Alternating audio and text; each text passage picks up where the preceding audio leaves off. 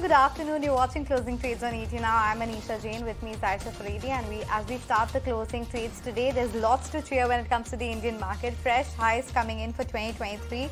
Scaling towards that 18,700 mark. Of course, on an intraday basis, we did claim that 18,700 mark. But from there, we've just cooled off just around 2 points. So still sitting at those fresh 2023 highs. Mid-cap has already managed to hit the record high level. Small caps are a bit away, but at least 52 weeks highs where the small cap index is trading at. So a lot of cheer when it comes to the broader market as well. And the broad-based recovery is seen across sectors because all the sectors are trading in the green. Of course, it's FMCG. Index which is sitting at life high levels, and that's been pulled higher by stocks like Britannia as well as Nestle, which are sitting at all-time highs. And then quite a bit of buying action seen in power stocks, whether it's Torrent Power, Reliance Power, healthcare stocks, and even the telecom names like Indus Tower as well as Vodafone are seeing quite a bit of buying action. So as I said, lots to cheer. Lots to cheer. We finally made it to that 18,700 print for the first time this year. Tata Motors, that's really been one stock which has been one of the leaders, in fact, of this last lap of the rally, along with, of course, ITC.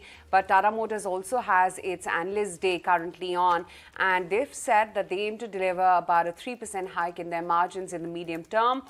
And for FY23, the compact SUV market share of about 35.25%. They're also saying that their manufacturing capacity has been now scaled up about 3x.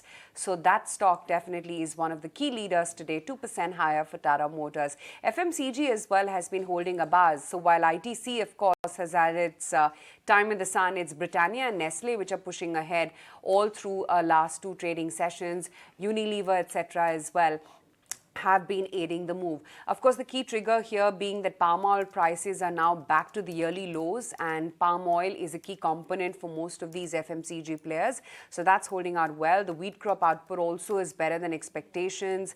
Falling palm oil prices are obviously going to aid the margins for them, although that's more pertinent, I think, for Dabur and Marico. Those stocks also will just come up for you on your screens. Couple of brokerage notes as well on Unilever, for instance, wherein Nuvama is expecting a market share gain and a continuation of that in the first quarter as well.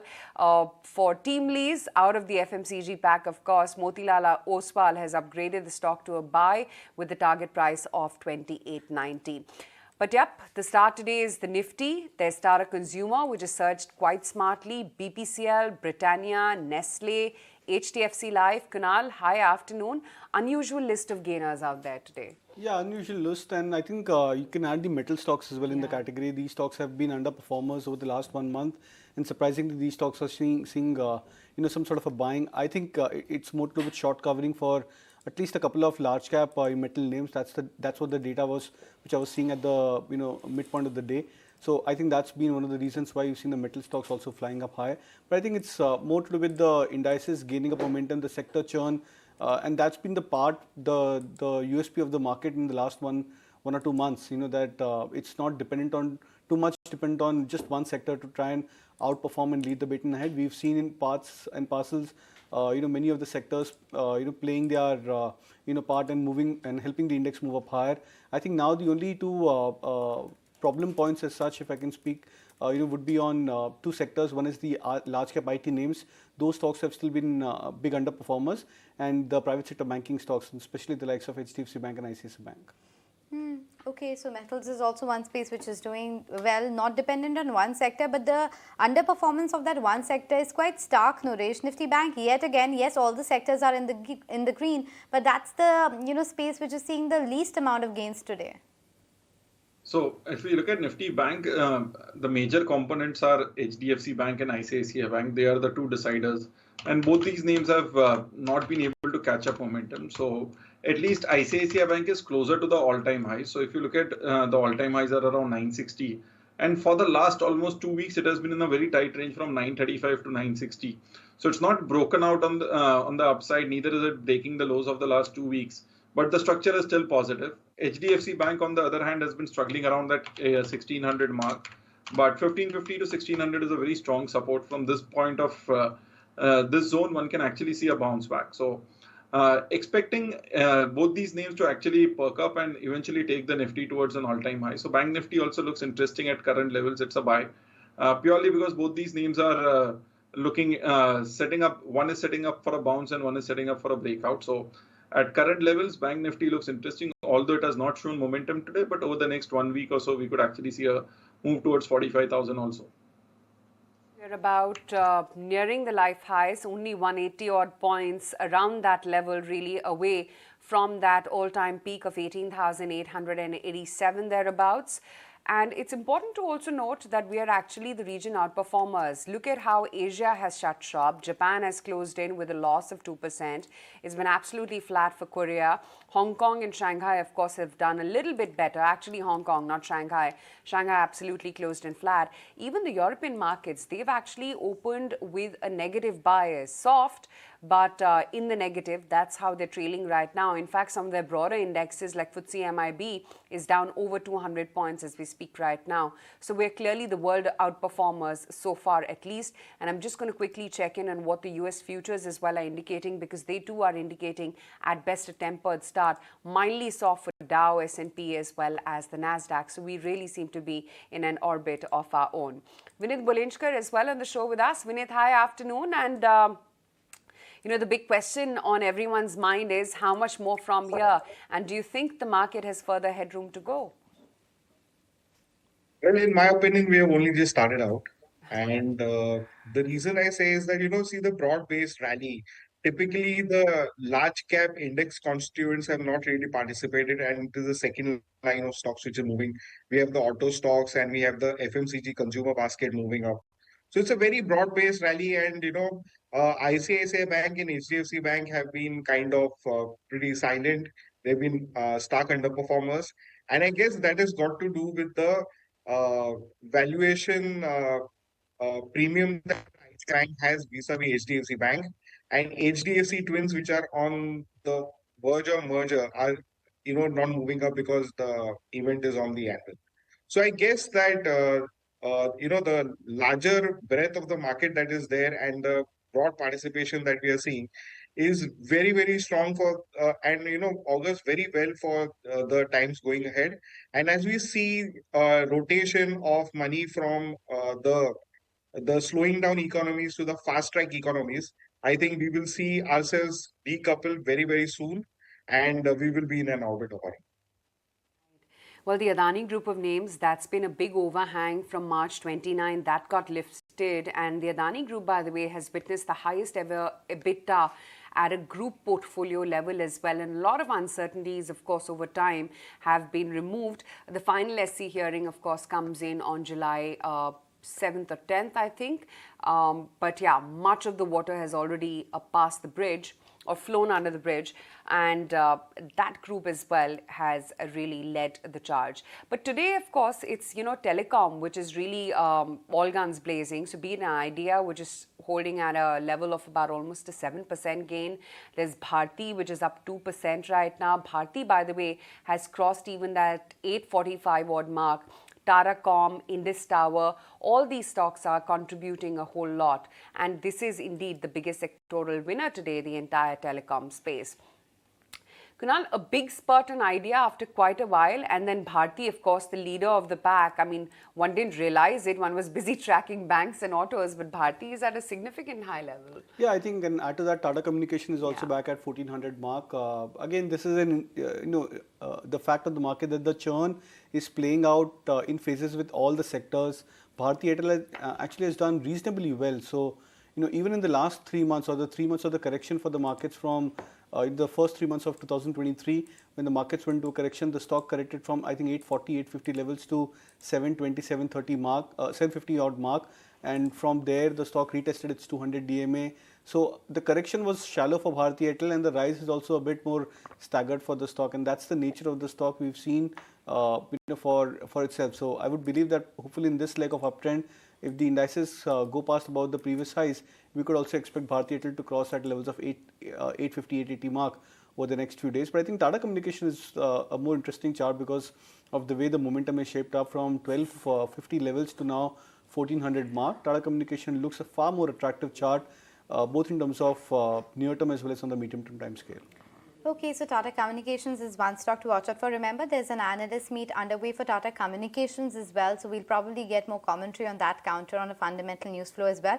But talking about analyst meet, Tata Motors is holding the analyst meet as we speak, but we have got some initial commentary on account of the presentation that they've uploaded. Let's go across to Sharad to try and understand what the company is talking about when it comes to the growth outlook for Tata Motors.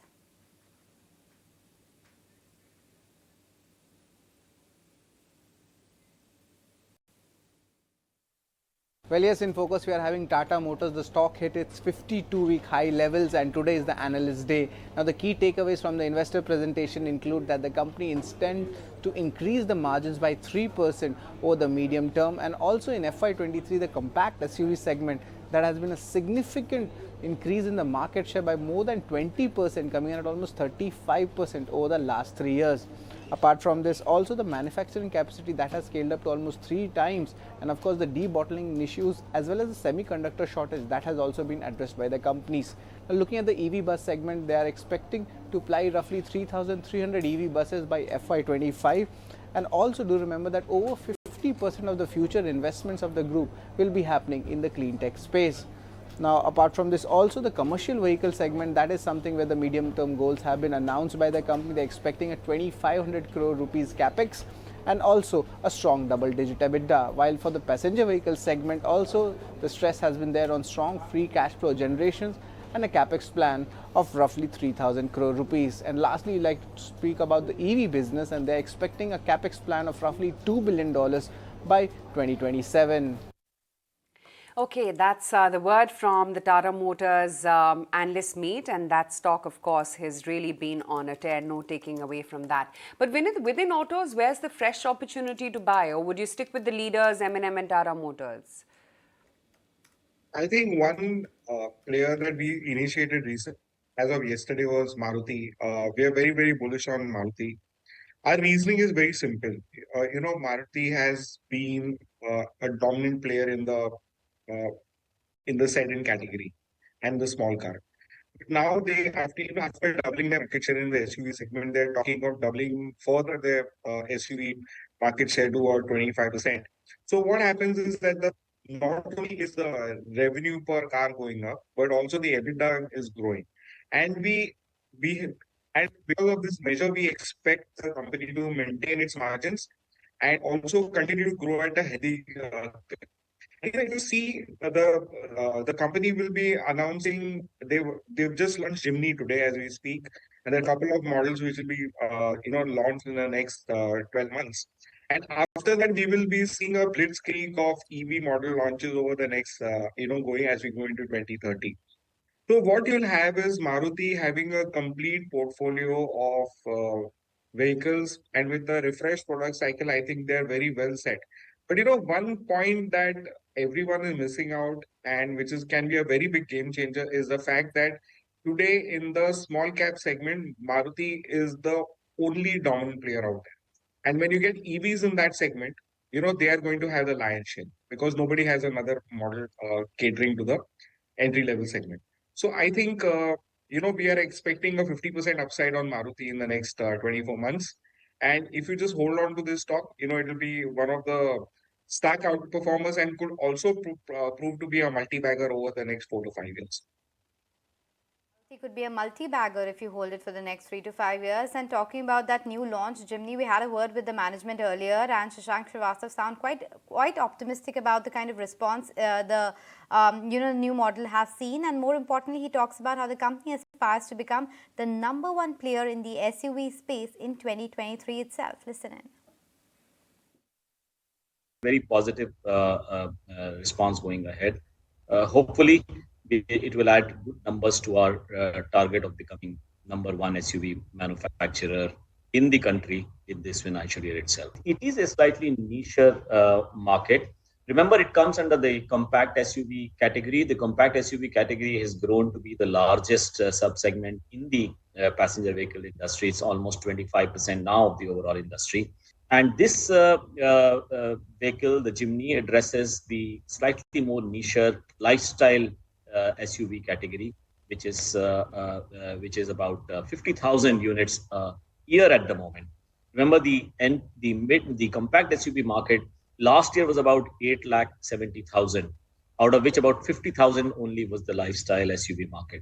But we do see a trend towards more people coming into this category, and surely the addition of this one new model, Jimny, in this category would add to the numbers overall.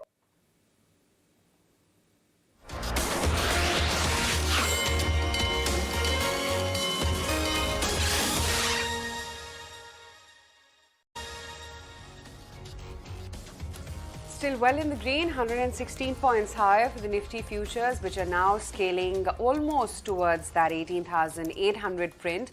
Actually, we're only about 5 points away from that mark, actually. So we should make it there pretty soon. Tata Consumer, Britannia, Nestle, HDFC Life, Tata Motors, JSW Steel, Hero Motocorp, Tata Steel, L&T, these seem to be the winners in today's trading session. Having said that, you are seeing ICICI Bank do nothing. It's absolutely flat, mildly soft. Kotak Bank is mildly soft right now. And M&M, which has really been sort of the leader up until yesterday, that's also taking a bit of a breather, as is Maruti, which is down about 0.4%, along with Cipla, which is down 1.5% as we speak. Not a whole lot by way of moves from even an ITC, for instance, for an IndusInd Bank. HDFC Bank is mildly soft. Asian Paints is up barely about 0.2%. Even SBI is up only 0.5% as we speak right now. So it's really an unusual list of movers which has pushed the Nifty up today as we speak right now. But Vinit, what to do with banks now? They've had a decent performance, while last year was all about PSUs. It's this year when the underperforming private banking names have come to the fore. What next for banks? I think the group story will play out. I believe that once the HDFC merger is out of the way, we will see the money plow back into the banking sector and it will take leadership once again. Having said that, within this space, we think that SBI could become which is the underdog, could be one of the stark outperformers in our opinion. And I believe that this stock is headed towards 1,000 plus levels in the coming days. Now, sub 600, you're expecting 1,000 plus levels on SBI, so that's quite interesting. But Vineet, where in the FMCG space do you see value? See, we like Adani Wilmar, it is not participated at all. It is on annual to complete 1,000 crores of capex. And next year it will be completing another 1,000 crores of capex. So, 200 crores done in 23 and 1,000 crores each in 24 and 25. For a agri commodity company, that is very, very big capex plans. And, I think the big fireworks are going to be in that stock. Fireworks are expected on Adani Wilmar, given the fact that that stock has not really participated. But what's not participating is those big private lenders as well, right? Kotak Mahindra Bank absolutely sideways, 1% cut coming in there. ICICI Bank has been pretty subdued, and ditto can be said for other large banking names as well. I know, Vineet, you talked about SBI, how you're bullish on that, but what do you think is the problem area for the likes of Kotak Mahindra Bank, or even an Axis for that matter, which hasn't moved? Even ICICI, HDFC, I understand there's merger overhang. What about the others? I think Axis has to demonstrate, more performance after they've taken over the consumer business from Citi. People are looking to see their metrics improve. And if their metrics improve, I think the stock will play out.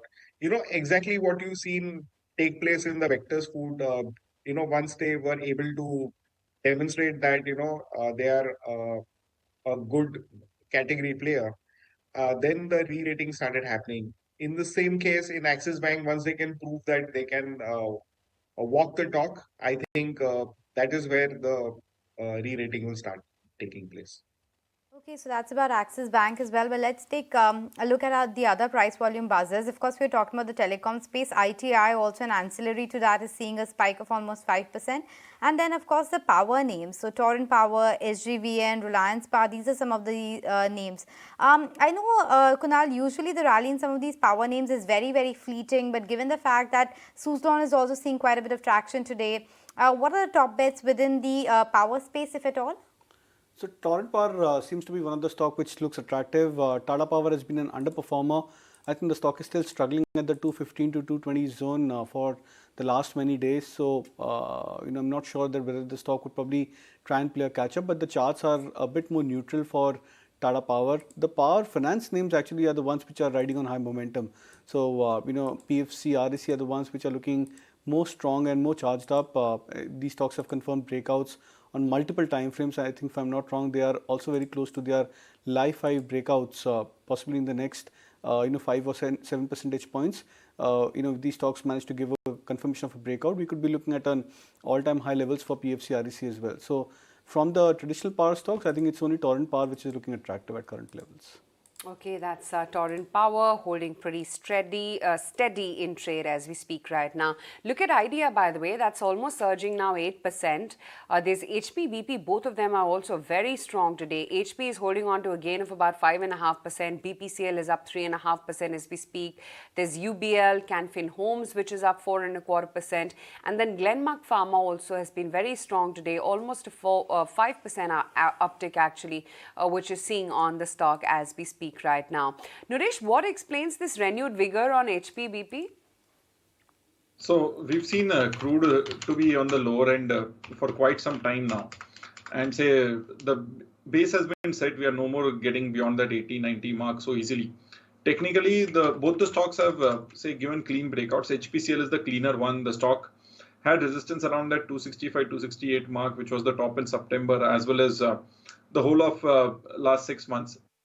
For the last 2 weeks, 2 to 4 weeks also, it was making a flag formation between 255 to 270. So today it's a clean breakout. This indicates a trend change is happening. And we've seen one by one, a lot of PSE names, public sector enterprises names have given that move. There is a re-rating happening. So OMCs were the only ones left given the crude prices were on the higher end. And now finally we are seeing OMCs also break out. HPCL looks the most interesting one out of all the 3 names. This could go towards 300 to 330 in the short term. Okay, so that's about some of these oil marketing companies, but we need a lot of action in the small cap space, right? Which are the top ideas that you are looking at this point of time? Any new coverage, any other stocks that look interesting? I think NBCC is an interesting stock idea to look at. They got a very, very strong order book in place, and a number of projects are coming on annual, which will give them a lot of higher margin projects because of their developers in the instance. And this stock is, in my opinion, headed for a 50% upside over the next 2 years. CC is the stock recommendation coming in from Vinit. That stock currently holding around this 42.74 levels, seeing an uptick of about almost 1% right now. On that note, let's also get you some more trading ideas before we enter into the last lap or last half an hour of trade today. Let's get in some closing ideas on that note. Naresh, on your list? So that would be a buy on Industars. The stock has made a classical double bottom formation. And after that, it has consolidated as well. Over the last few sessions, 160 was a resistance. Today, we've crossed it with very large volumes. Indicates a longer term trend change is in place. The stock has corrected all the way from 330 back in 2021 to 140 levels. Seems like a long term trend change here. I would expect it to go towards 180 to 200 mark in the short to medium term. Right. Kunal, what about your strategies? I'll go contra buy on TCS. I think TCS seems to be showing signs of oversold nature on indicators, and we've seen this pattern for many of the larger cap names that after a couple of days of sharp sell-off, these stocks they tend to bottom out and then come back to their previous highs. So I think TCS also looks attractive. Would go for a contra buy on TCS. A contra buy on TCS, but in the meantime, Vineet, we let you go. Thank you so much for joining us. Wanted to also highlight what's happening with JBM Auto. That stock has suddenly spiked. Let's pull up the intraday chart if we can of JBM Auto. Not sure what's happening there, but that's a sudden sharp spike that we are seeing there. And Greenlam Industries is the other one which is also trending higher. So that too is also seeing quite a bit of momentum build up. Nuresh, any sense on these two names, JBM Auto, Greenlam Industries? So Greenlam is a bit promising given that the stock has gone through a sideways consolidation for the last 1.5 years. After the result, it saw a gap up, held on to the gap up about 360 mark. And today we are about to cross into a new 52-week high and an all-time high. That indicates the trend looks pretty promising here. So this could be a stock which would be a buy on dips, can go towards 450 to 500 mark in the short term. Okay, so that's a take coming on a couple of these buzzers. But on that note, slipping into a very short break. Don't go anywhere. We'll track the last 30 minutes of trading session when we come back.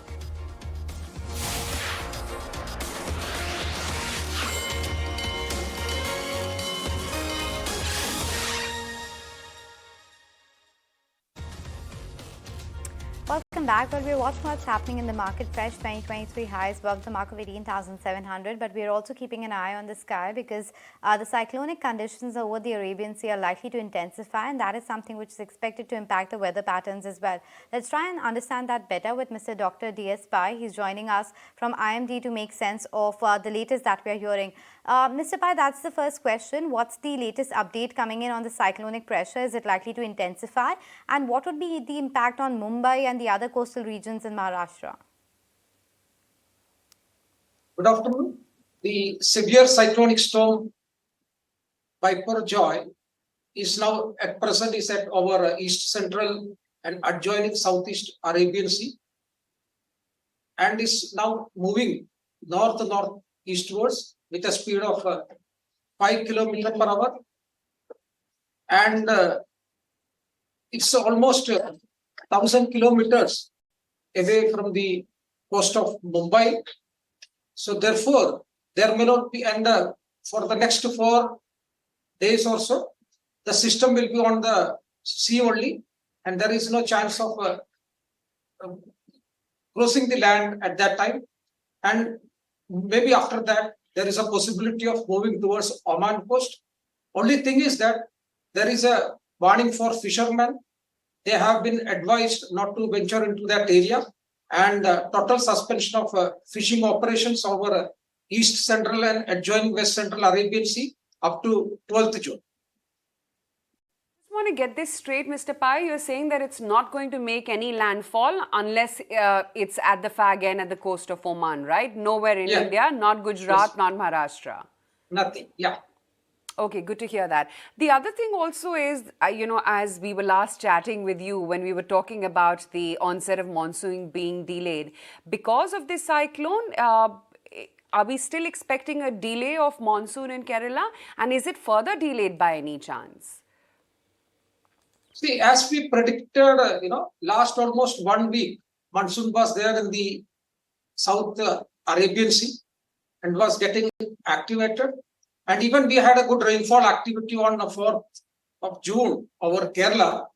But then, as you said, there was a cyclonic circulation formed on 5th June and which intensified yesterday to cyclonic storm and is continuing now as a severe cyclonic storm.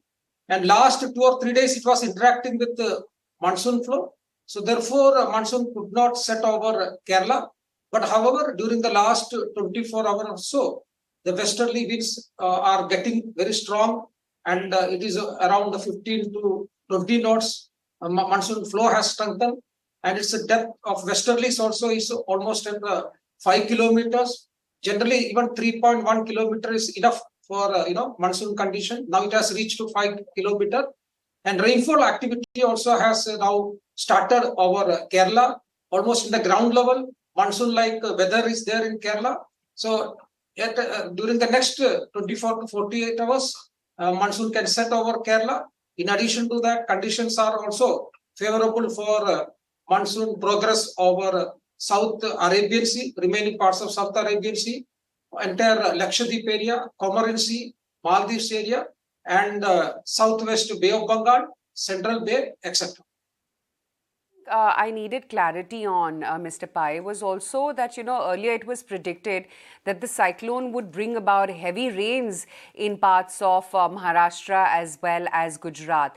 Does that get completely negated now because you're saying it's not going to make any landfall, or can we still expect some weather disturbances on land here?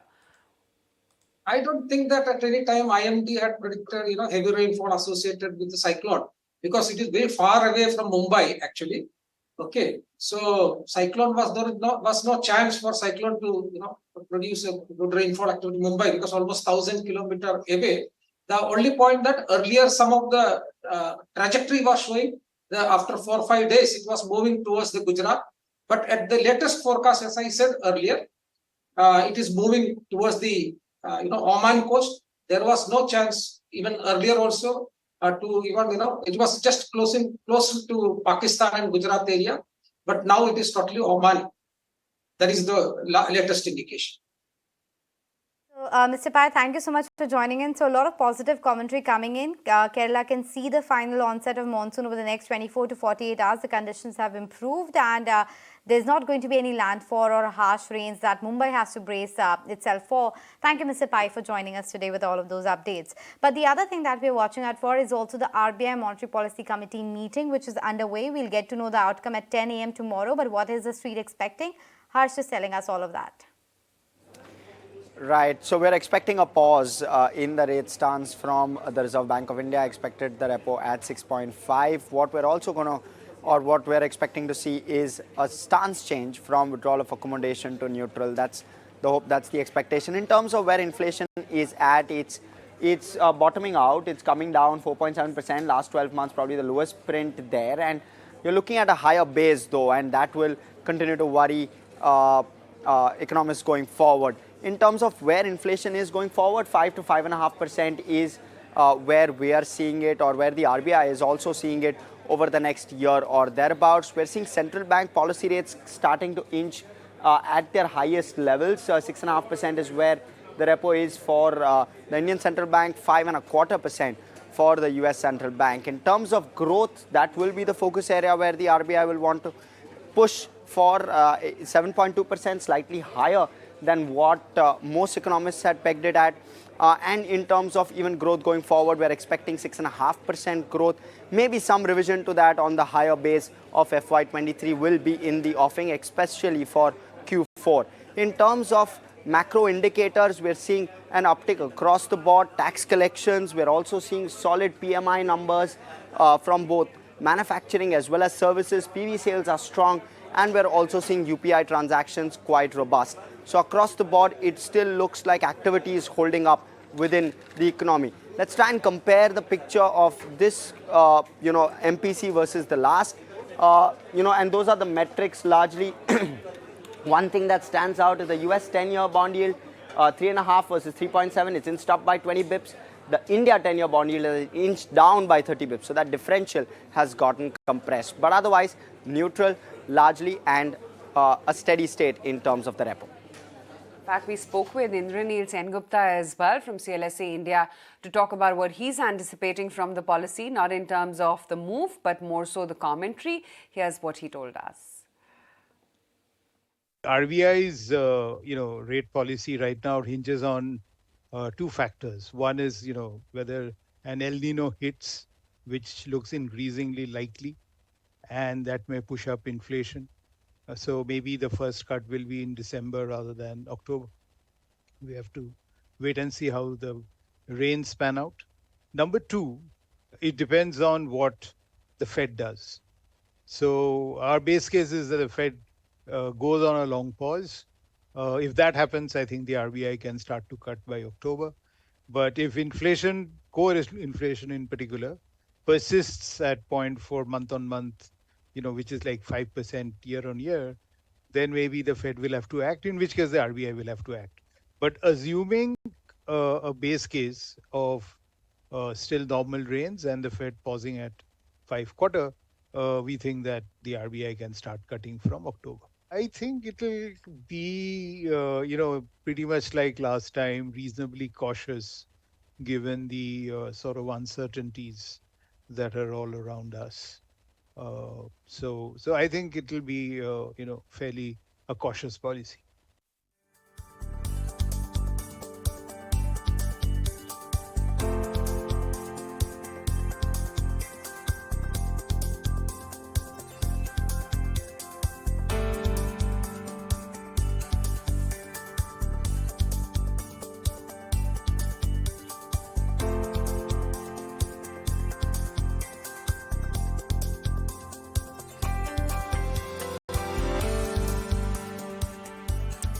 Let's welcome also on board Gurmeet Chadha. He's joining us to talk to us about the fundamentals, what's looking good, which sectors are seeing the maximum amount of traction, and where is he that he's putting his money.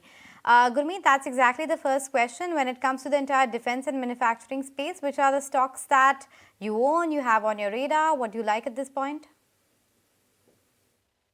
Defense looks a touch expensive now after the sharp run-up we have seen, even in the PSU space, including HAL and the likes of others.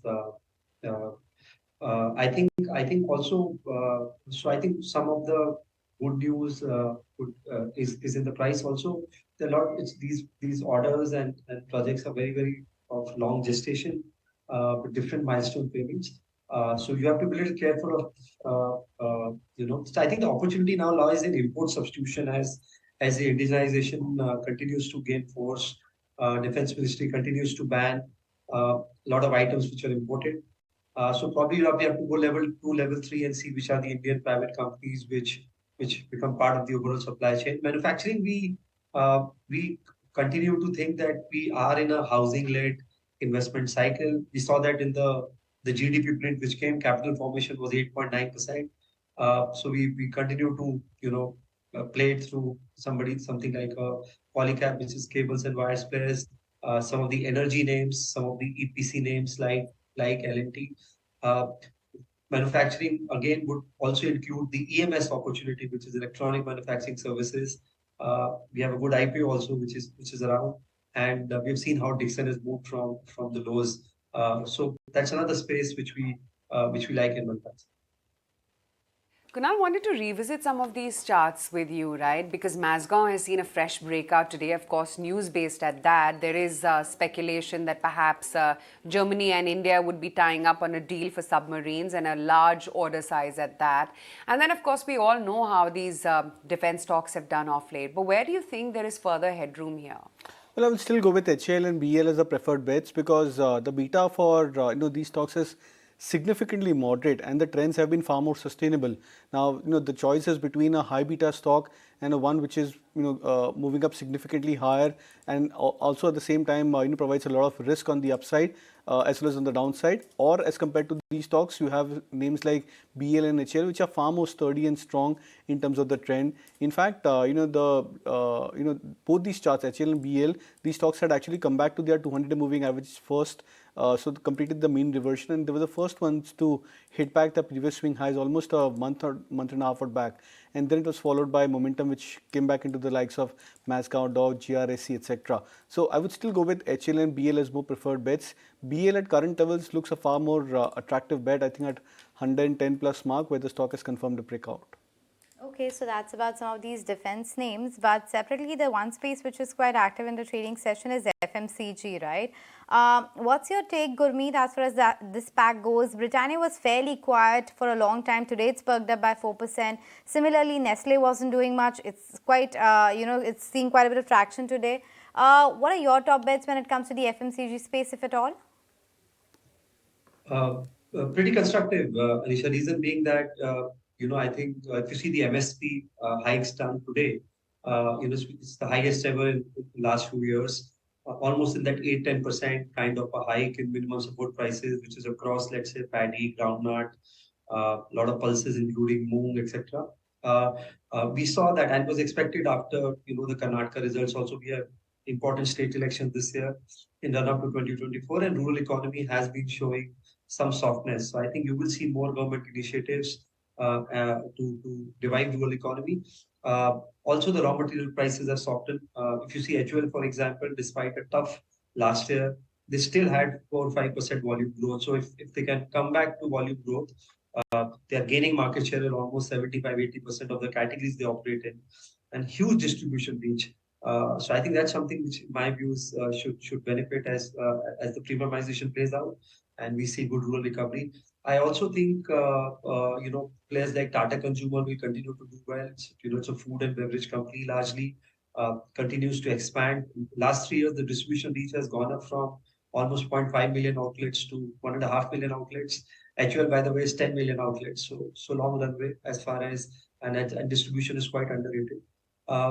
Even ITC, I think, assuming we don't have any negative surprises on cigarette duties, I think that's more reasonable stock, very good dividend deal. Probably would stabilize after the shock that we've seen. So pretty constructive on this space with margins coming back and some volume growth also coming back. Let's try and get in the buzz at the dealing rooms as well, considering we're not too far away from that all-time peak. In fact, just 162 points, and we've already scaled up that 18,700 print today itself. Makshi, what's the mood across dealing rooms and what's the chatter like? Well, yes, after the MSCI index reject, we're now expecting to see the Sensex as well as the FTSE reject to take place on June 16th, and this will come into effect from June 19th onwards.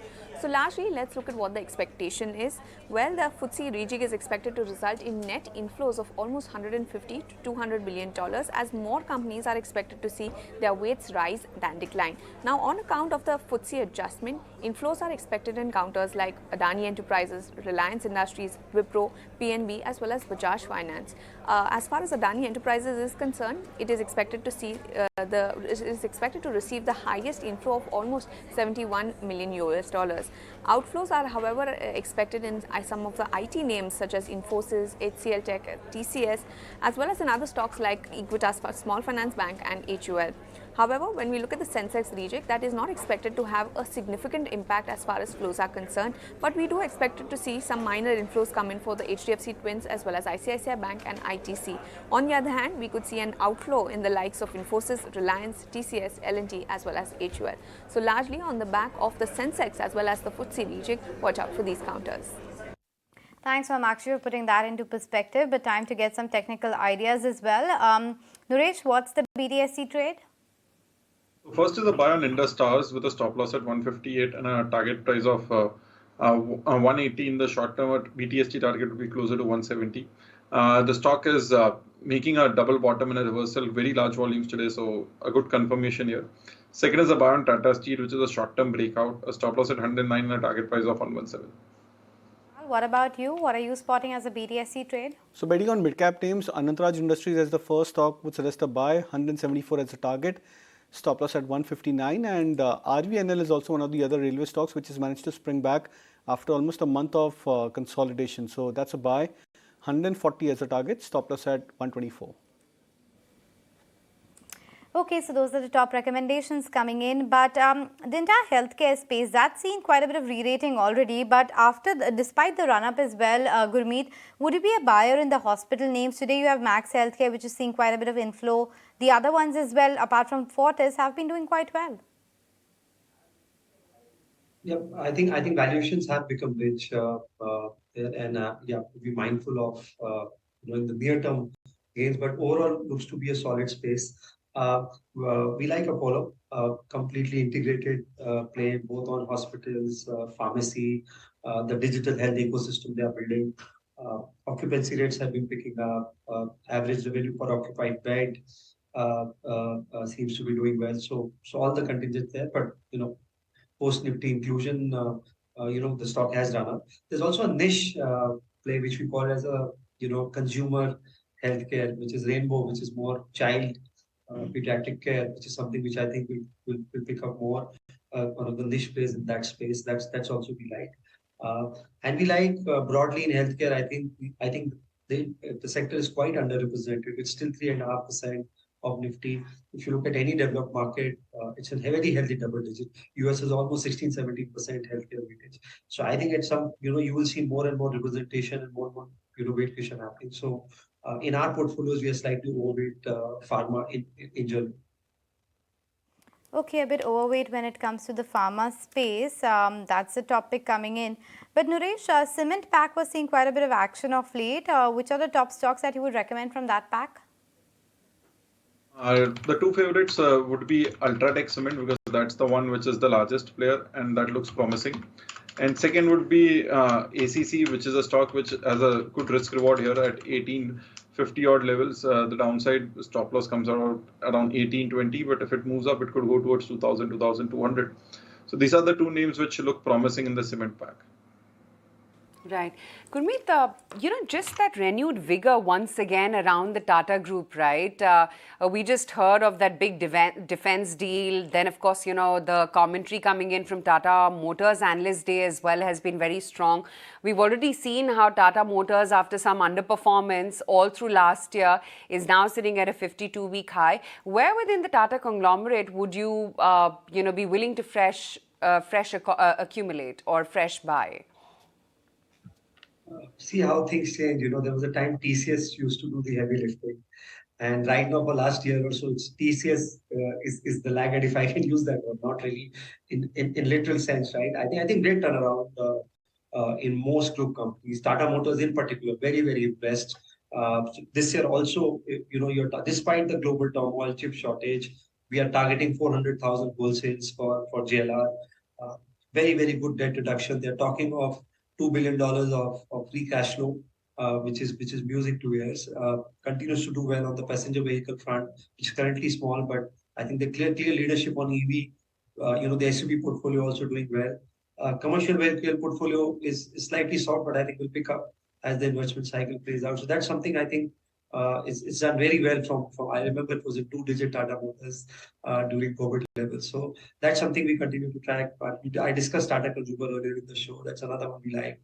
Tata Chemical also I think is the most undervalued if I were to call agrochemical chemical place. So 80% of the numbers are still soda ash and basic chemistry. Soda ash is the key ingredient for glass, which has end users in infra and housing.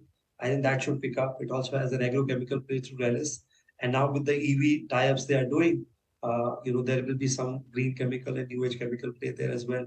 12, 13 times earnings, very, very reasonable valuations in my view. So those are some things we track and the new IPO, which hopefully should hit the market soon, which is Tata Technology. Technologies, that's one IPO that everybody has been waiting for. But separately, Kunal, wanted your take about some of these buzzers which are sitting at all-time high levels. Canfin Homes, which is up around 4%, and you also have Indigo, which continues the momentum. So Interglobe Aviation, I think after a very strong month of March March and second half of or the first half of the month of April, I think went to a bit of a pause. So it's making a good comeback for itself, breaking past about 2000, 2100, which was the first set of major resistance for Interglobe Aviation, and now scaling up to 2400 mark. I think if I'm not wrong, the stock is very close towards or has confirmed a live high breakout for itself. So the momentum looks to be very strong. And after that pause, it seems like the stock has just continued from where it left off in the second half of the month of April, May. Now I believe that the likes of Canfin Home, Chola Finance is the other stock which I was looking out for. Many of these NBFC names are also looking quite strong and they're looking quite very charged up. So expecting a second round of momentum in the financial services index going forward. So would be bullish on Canfin Home and expecting the stock to climb up to at least 820 in this leg of uptrend.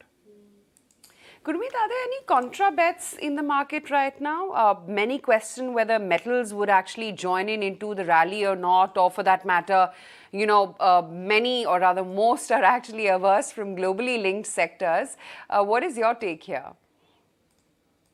I think technology, if you have the stomach to probably withstand 2 quarters of volatility, I think especially companies which are doing digital transformation, you'll also see a lot of cost optimization deals. Typically happens when slowdowns happen. There will be vendor consolidation, and I don't think so. The use of tech eventually is going to come down in the medium to long run.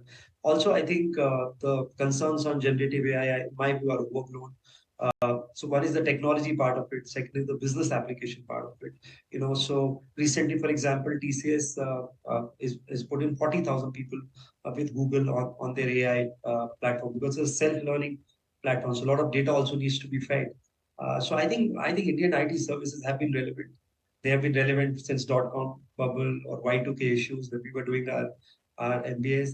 I think they'll be relevant going forward as well. But near-term headwinds persist. There are deal cancellations. There is slowdown in deal making. So if you can withstand that, over the next 2 quarters, I think the risk reward will be very good. Gurmeet, I wanted to talk to you about Bajaj Finance because I think that's one stock that you track very closely. And my colleague Ajay broke a story this morning talking about how there could be a change of guard. Rajiv Jain could be on his way out, maybe elevated at a group level, and there would be a leadership change happening there. Given the fact that you've been watching it closely, is this something to be worried about? A strong leader getting elevated would always create some near-term, succession issues. We've seen that with HDFC Bank, with Aditya Puri's exit, and Rajiv Jain has obviously created a world-class NBFC. I think the key issue for Bajaj is whether they can continue to grow 25-30%. a base which is not 2.5 lakh crores. And now with the regulatory arbitrage not being as much between banks and NBFCs, I think that to me is a key question. And that's why yesterday, in fact, I tweeted about that Maruti tie-up where they're talking of customized loan tenures. I think so. Players like Bajaj will continue to innovate. Right now, loans are generally sold as standard products. We not really customize it the way we customize investment solutions. And I think that's where probably some of the smart digital guys will make a change. And I think Bajaj is from the front. So I think valuations are rich even at 7,000. So the key concern to me is can they grow at that 25-30% to sustain 7-8 book multiple. Okay, Gurmeet, always good chatting with you. By the way, I really like that hashtag Har Ghar Nifty. Quite apt, right? Thank you. Thank you so much. Okay, good speaking with you as well. Winding up for the day then. We're closing in just